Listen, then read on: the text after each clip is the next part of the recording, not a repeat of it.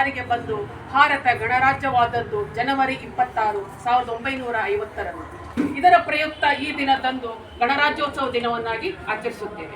ನವದೆಹಲಿಯಲ್ಲಿ ಭಾರತ ಸಶಸ್ತ್ರ ಪಡೆಗಳ ಪ್ರಭಾತ್ ಪೇರಿ ನಡೆಯುತ್ತದೆ. ಇತಿಹಾಸವನ್ನು ಮರೆತವನು ಇತಿಹಾಸವನ್ನು ಸೃಷ್ಟಿಸಲಾರ. ನಾವು ಹಿಂದೆ ಹೇಗಿದ್ವಿ ಅನ್ನೋದನ್ನ ನಾವು ನೆನೆಸ್ಕೊಂಡೇ ಮುಂದೆ ಸಾಗಬೇಕು. ಆಗಸ್ಟ್ 15, 1947ರಂದು ಬ್ರಿಟಿಷರ ಆಳ್ವಿಕೆಯಿಂದ ಅಪಾರವಾದ ನಷ್ಟವನ್ನು ಅನುಭವಿಸಿತು ಭಾರತ. 6.5 ಲಕ್ಷ ಜನರ ಬಲಿದಾನದಿಂದ ಸ್ವತಂತ್ರವನ್ನು ಪಡೆದುಕೊಂಡಿತು.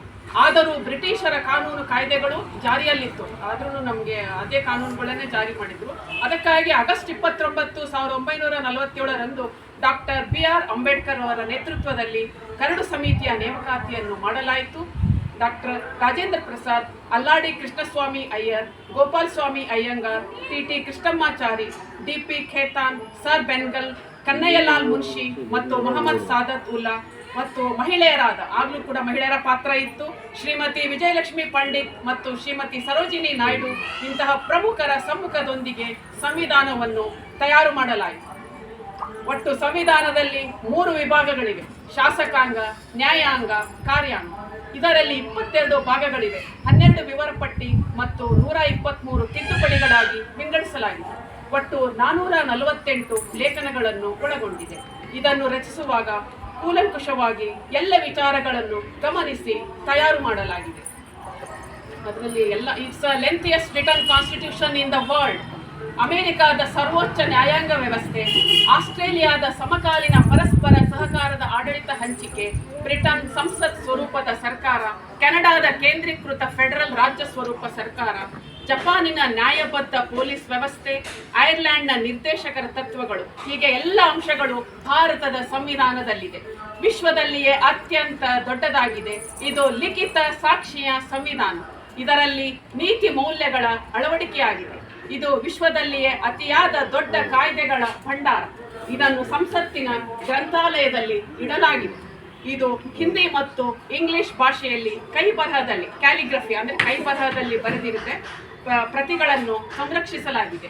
ಹೀಲಿಯಂ ಅದನ್ನು ಹೇಗಿಟ್ಟಿದ್ದಾರೆ ಅಂದರೆ, ಹೀಲಿಯಂ ತುಂಬಿರುವ ಪೆಟ್ಟಿಗೆಯಲ್ಲಿ ಪಾರ್ಲಿಮೆಂಟಿನ ಸುಭದ್ರತೆಯ ಕೋಟೆಯಲ್ಲಿ ಇದನ್ನು ಇಡಲಾಗಿದೆ. ಹಂಗೆ ಸಂರಕ್ಷಿಸಿದ್ದಾರೆ.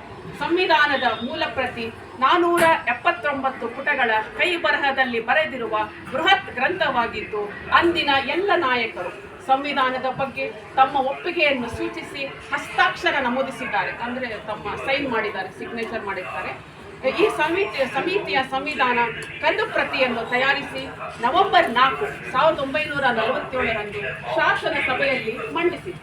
ಅನೇಕ ಪರಿಶೀಲನೆ ಮತ್ತು ತಿದ್ದುಪಡಿಗಳ ನಂತರ ಜನವರಿ 26, 1950 ಭಾರತದ ಸಂವಿಧಾನ ಜಾರಿಗೆ ಬಂದಿತು. ಅಂದರೆ 2 ವರ್ಷ 11 ತಿಂಗಳು 18 ದಿನಗಳು ಬೇಕಾಯಿತು. ಒಟ್ಟು 166 ದಿನಗಳು ತೆಗೆದುಕೊಳ್ತು. ಈ ದಿನವನ್ನು ನಾವು ಪೂರ್ಣ ಸ್ವರಾಜ್ಯ ದಿನ ಎಂದು ಘೋಷಿಸಲಾಗುತ್ತದೆ. ಅಂದು ಸ್ವತಂತ್ರವನ್ನು ಪಡೆದುಕೊಂಡಿತು ನಮ್ಮ ಭಾರತ. ಗಣರಾಜ್ಯ ಎಂದರೆ ರಿಪಬ್ಲಿಕ್. ಎಲ್ಲ ವಿಷಯಗಳು ಎಲ್ಲ ನಾಗರಿಕರಿಗೆ ಸಾಮಾಜಿಕ, ಆರ್ಥಿಕ ಮತ್ತು ನ್ಯಾಯವನ್ನು ಒದಗಿಸುವುದು. ಚಿಂತನೆ, ಅಭಿವ್ಯಕ್ತಿ ಮತ್ತು ನಂಬಿಕೆ ಮತ್ತು ಆರಾಧನೆಯ ಸ್ವಾತಂತ್ರ್ಯವನ್ನು, ಸ್ಥಾನಮಾನ ಮತ್ತು ಅವಕಾಶಗಳಲ್ಲಿ ಸಮಾನತೆಯನ್ನು ಖಾತರಿಪಡಿಸಿ ಎಲ್ಲರ ನಡುವೆ ಮಾತೃತ್ವವನ್ನು ಉದ್ದೀಪನಗೊಳಿಸುವ ಆಶಯವನ್ನು ಒಳಗೊಂಡಿದೆ. ಎಲ್ಲರನ್ನು ನಾವು ಅಣ್ಣ ತಮ್ಮ, ಅಕ್ಕ ತಂಗಿ ಅಂತ ಭಾವನೆ, ಅದರಲ್ಲಿ ಮಾನವೀಯ ಮೌಲ್ಯಗಳು ಕೂಡ ಅಡಕವಾಗಿದೆ.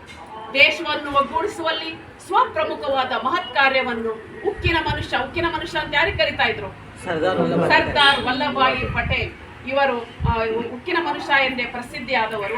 ನಾಯಕತ್ವದಲ್ಲಿ ದುಡಿದು ಎಲ್ಲರೂ ದೇಶದ ಏಕತೆಗೆ ಹೋರಾಡಿದರು. ಆಗಿನ ಮಹನೀಯರು ತುಂಬ ಹೋರಾಡಿದ್ದಕ್ಕೆ ಇವತ್ತು ನಾವು ಸ್ವಾತಂತ್ರ್ಯವನ್ನು ಅನುಭವಿಸ್ತಿದ್ದೇವೆ. ಎಲ್ಲರೂ ದೇಶದ ಏಕತೆಗೆ ಹೋರಾಡಿ ಪಿತಾಮಹ ಮಹಾತ್ಮ ಗಾಂಧೀಜಿಯವರು ಹೇಳ್ತಾ ಇದ್ರು, ಸರ್ದಾರ್ ವಲ್ಲಭಾಯಿ ಪಟೇಲ್ರೊಬ್ಬರೇ ಈ ಕೆಲಸವನ್ನು ಮಾಡಲು ಸಾಧ್ಯ ಅಂತ.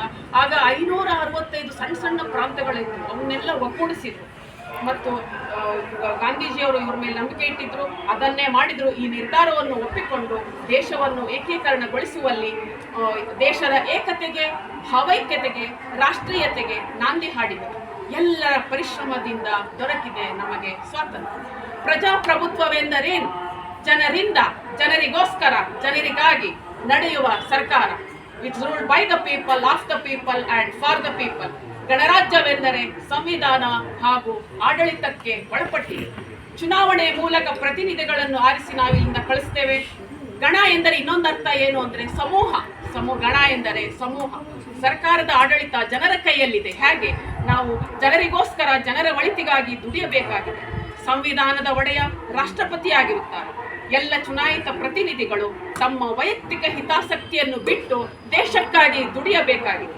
ಭಾರತದ ಸ್ವಾತಂತ್ರ್ಯಕ್ಕಾಗಿ ಹೋರಾಡಿದ ನಾಯಕರು, ದೇಶಕ್ಕಾಗಿ ದುಡಿದ ಸ್ವಾತಂತ್ರ್ಯ ಹೋರಾಟಗಾರರು, ವೀರ ಯೋಧರನ್ನು ನಾವು ಮರೆಯಬಾರದು ಎಂದು ಅವರನ್ನು ನಾವು ನೆನಪಿಟ್ಕೊಳ್ಳೇಬೇಕು. ಅವರು ಅಷ್ಟು ಕಷ್ಟಪಟ್ಟು ನಮಗೆ ಸ್ವಾತಂತ್ರ್ಯ ದೊರಕಿಸಿಕೊಟ್ಟಿದ್ದಕ್ಕೆ ನಾವು ಇಂದಿದೆ. ಮತ್ತು ಭಾರತದ ಬಾವುಟ ಆದರ್ಶಮಯವಾಗಿದೆ. ಹೇಗಿದೆ ನೋಡ್ರಿ, ಕೇಸರಿ. ಕೇಸರಿ ಅಂದರೆ ಧೈರ್ಯ ಮತ್ತು ತ್ಯಾಗದ ಪ್ರತೀಕ. ಬಿಳಿ ಸತ್ಯ ಮತ್ತು ಶಾಂತಿಯ ಪ್ರತೀಕ. ಹಸಿರು ನಂಬಿಕೆ ಮತ್ತು ಸಮೃದ್ಧಿಯ ಪ್ರತೀಕ. ಇದು ನಮ್ಮ ರಾರಾಜಿಸುವ ದೇಶದ ಬಾವುಟ. ವಿಶ್ವಕ್ಕೆ ಶಾಂತಿ ಬೋಧಿಸಿದ ರಾಷ್ಟ್ರ ನಮ್ಮ ಭಾರತ. ಮಾನವೀಯ ಮೌಲ್ಯಗಳನ್ನು ತಿಳಿಸಿದೆ. ನಾವೆಲ್ಲ ನಿಷ್ಠಾವಂತ ಪ್ರಜೆಗಳಾದರೆ ಭಾರತ ದೇಶ ಗಣರಾಜ್ಯದ ಜೊತೆಗೆ ಗುಣರಾಜ್ಯ ಕೂಡ ಆಗಬಹುದಾಗಿದೆ. ಉತ್ಕೃಷ್ಟವಾದ ಭಾರತದ ಭವ್ಯ ಕನಸನ್ನು ನನಸಾಗಿಸೋಣ. ನಾವೀಗ ನನಸಾಗಿಸ್ತಾ ಇದ್ದೇವೆ, ಅದು ನಮ್ಮಲ್ಲಿ ಕಾಣ್ತಾ ಇದೆ. ಭಾರತದ ಭವ್ಯ ಕನಸನ್ನು ನನಸಾಗಿಸೋಣ. ಈ ನಾಯಕರನ್ನು ನೆನೆಯುವುದು ಮತ್ತು ಅಧಿಕಾರ, ಹಣ, ದರ್ಪ ಯಾವುದು ಶಾಶ್ವತವಾಗಿರಲ್ಲ. ನಿಸ್ವಾರ್ಥ ಸೇವೆ ಮಾಡಿದ್ದರಿಂದ ನಾವು ಹಿರಿಯ ನಾಯಕರನ್ನು ಇವತ್ತು ನೆನಪಿಸಿಕೊಳ್ತೇವೆ. ಬೋಲೋ ಭಾರತ್ ಮಾತಾ ಕಿ ಜೈ. ನಮ್ಮನ್ನು ಹಗಲಿರುಳು ಗಡಿ ಕಾಯುವ ನಮ್ಮ ವೀರ ಯೋಧರಿಗೊಂದು ಸಲಾಂ. ನಮಗೆ ಅನ್ನ ನೀಡುವ ಅನ್ನದಾತರಿಗೊಂದು ಸಲಾಂ. ಜೈ ಜವಾನ್, ಜೈ ಜವಾನ್. ಎಲ್ಲರಿಗೂ ವಂದನೆ.